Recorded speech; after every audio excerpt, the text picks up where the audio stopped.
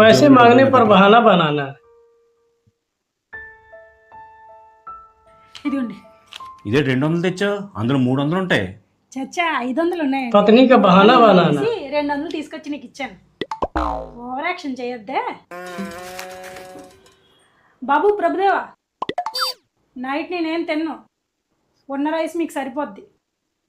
వచ్చేటప్పుడు టిఫిన్ పట్టుకొని వచ్చేయండి. पत्नी का गुस्सा होना। డైటింగ్ అంటే చపాతీ పులక ఇంట్లో చేసుకొని తినాలి, అంతేగాని పలహారం అని పేరు చెప్పుకొని చట్నీలు వేసుకొని మెక్కేయడం కాదు. డైటింగ్ చేస్తున్నానని ఎవరు చెప్పారు? నైట్ రైస్ తిన్నానే చెప్పాను. पत्नी का खाना लाना। ఏంటి ఈ ఖర్చు?